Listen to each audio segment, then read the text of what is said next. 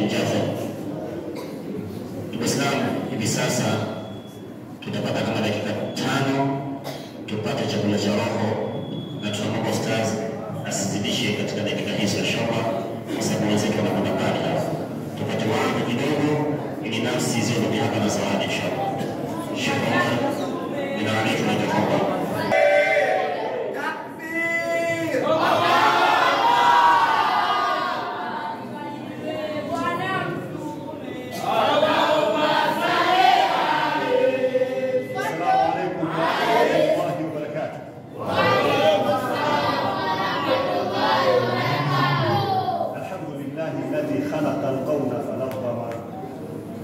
وسن الدين وعظم ووضع البيت وحرم وأنزل الكتاب وأحكم وحفظ إبراهيم من النار وسلم ونادى موسى وكلم ووهب سليمان ملكا وفهما وأرسل محمد صلى الله عليه وسلم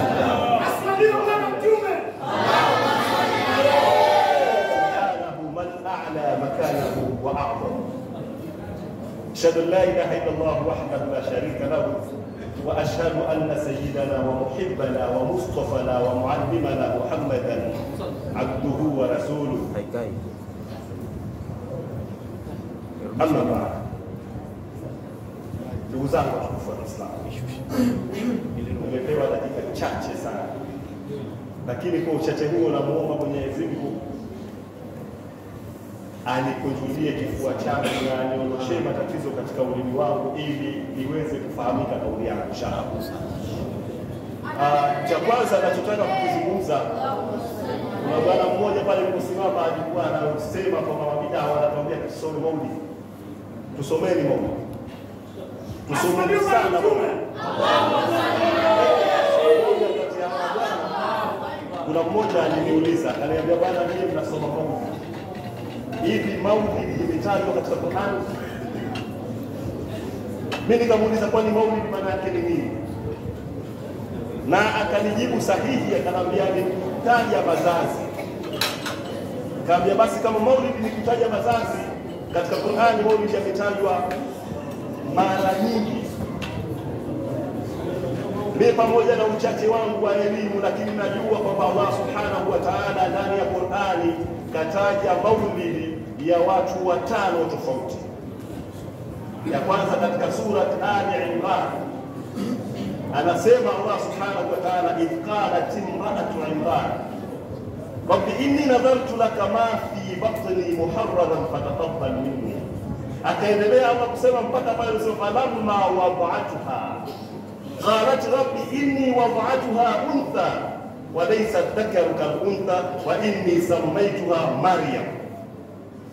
Allah anasema mke wake Imran alimwambia Allah, mimi nikanadhiri kwamba kile nitakachokizaa nitakitoa kwa ajili ya kutumikia dini yako, kwa ajili ya kutumikia Masjid Baitul Muqaddas. Lakini wakati anazaa anasema falamma wada'atha, wakati alipomzaa qalat rabbi inni wada'atuha untha, mimi nimemzaa mwanamke, wa inni sammaituha Maryam. Allah akataja maulidi ya mama Maryam katika sura hii.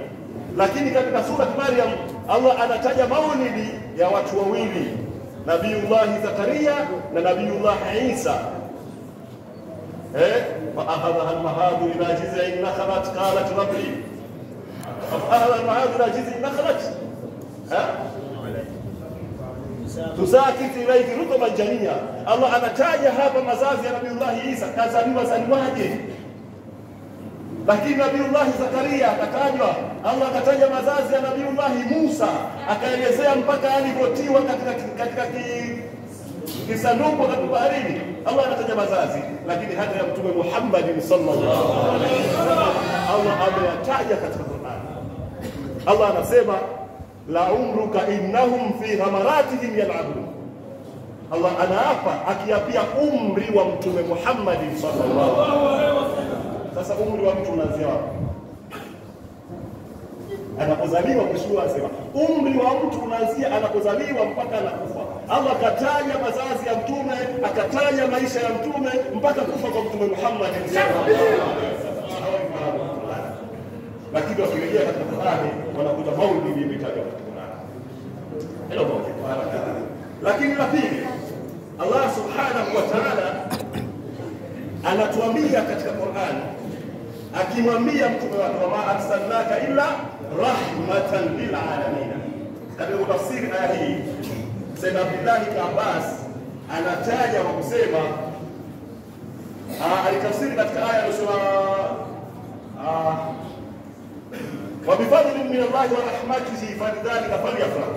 Ibn Abbas akasema fadhila ya Mwenyezi Mungu ni ilmu na rehema ya Mwenyezi Mungu ni Mtume Muhammad sallallahu alaihi wasallam. Kwa hiyo Allah subhanahu wa ta'ala katika aya hii ameturuhusu sisi tufurahi kwa mtume. Anasema fa bifadli min Allah wa bi rahmatihi falidhalika falyafrahu.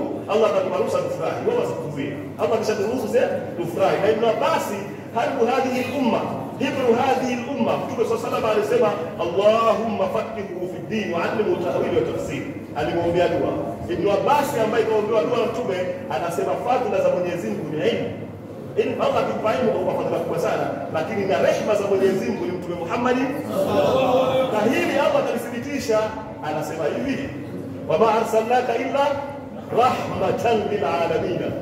Allah anasema Mtume Muhammad ni rehema. Kwa hiyo na Allah anatuambia kwa fadhila za Mwenyezi Mungu na rehema zake tufanyeje? Tufurahi. Kwa nini watu tusifurahi? Tumfadhili nani, wao au Allah? Allah subhanahu wa ta'ala. Lakini Mtume sallallahu alaihi wasallam moja alipopita mtume alikuja Sayyidina Jibril, akamwambia Jibril, hal nala alayka min rahmati. Allah amekasema ni rehema, si ndio? Sasa Jibril, je, rehema zangu zimekufikia wewe?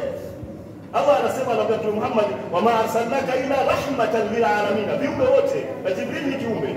Sasa mtume anamuuliza hal nala rahmati, je, zimekufika Jibril katika rehema zangu, rehema ambazo Mwenyezi Mungu amenipa zimekufika wewe? Jibril anamwambia naam, bala kuntu khaifun. Jibril anamwambia nilikuwa na hofu, maisha yangu yote mimi naishi kwa hofu, hatta nazala Allah qawlihi, mpaka pale Mwenyezi Mungu alipoteremsha neno lake akasema muta'in thumma amin. Jibril alikuwa na wasiwasi katika kazi kubwa ambayo kafanya Mwenyezi Mungu ya kupeleka wahi kwa mtume wake. Je, anaupeleka sawa sawa? Je, ni mwaminifu katika kazi aliyopewa? Lakini kwa sababu ya Mtume Muhammad sallallahu alaihi wasallam, Allah anateremsha aya, anamhakikishia Jibril akimwambia muta'in, ni mwenye kutiiwa wewe Jibril.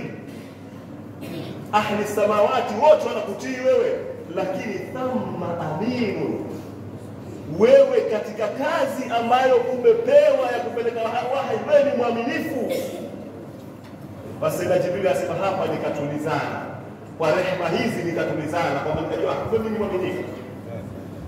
Kwa hiyo hata Iblis la'natullahi alayhi anatumaini katika masala ya Mtume sallallahu alaihi wasallam, akaulizwa tumaini lake, akasema mimi natumaini kwamba siku moja nitatoka motoni kutokana na rehema yako, kwa sababu Mwenyezi Mungu asema wewe wama arsalnaka illa rahmatan lil alamin. Anaamini Iblis anatumaini kwa rehema ya Mtume Muhammad sallallahu alaihi wasallam, ambayo Allah subhanahu wa ta'ala mwenyewe kaitangaza kwamba wama arsalnaka illa rahmatan lil alamin.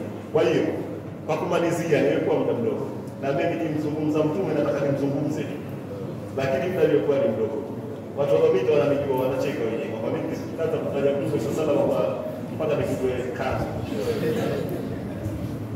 Kwa kumalizia, tusikatishwe tamaa na maneno ya watu wanaosema kwamba bid'a aswi hivi.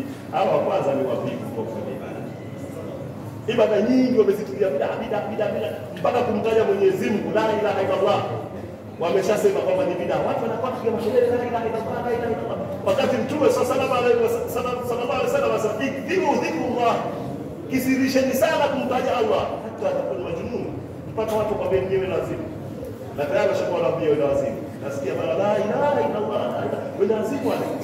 lazima ni wao. Sisi Mtume sallallahu alaihi wasallam kama mwenyewe sallallahu alaihi wasallam anasema man faraha bina faraha lahu.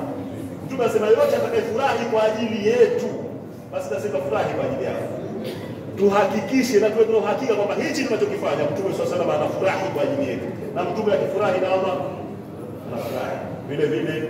Kwa kumalizia, Mtume anasema man salla alayhi salata, atakayemswalia mimi swala moja, sallallahu alayhi wasallam, Mwenyezi Mungu atamswalia mara 10, wa hatta Allahu alayhi ashara khati'at, na Mwenyezi Mungu atamfutia makosa 10, wa rafa Allahu alayhi ashara darajati, na Mwenyezi Mungu atampandisha daraja.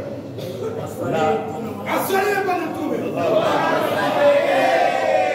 mabwana wafasiri wa hadithi za Mtume sallallahu alayhi wasallam wanasema swala moja tu ya Mwenyezi Mungu. Mwenyezi Mungu akuswalia wewe swala moja tu, basi hiyo swala aliyomswalia Mwenyezi Mungu inakutosha wewe kuishi kwa saada duniani na akhera. Sasa wewe kuswalia Mtume mara moja, Allah akuswalia mara 10, na swala yake moja ya Allah inakutosha wewe kuishi kwa saada duniani na akhera. Kwa hiyo tusiwe na wasiwasi, hili jambo linatuanisha daraja mbele ya Mwenyezi Mungu. Wabillahi tawfiq. Assalamu alaykum wa rahmatullahi wa barakatuh. Assalamu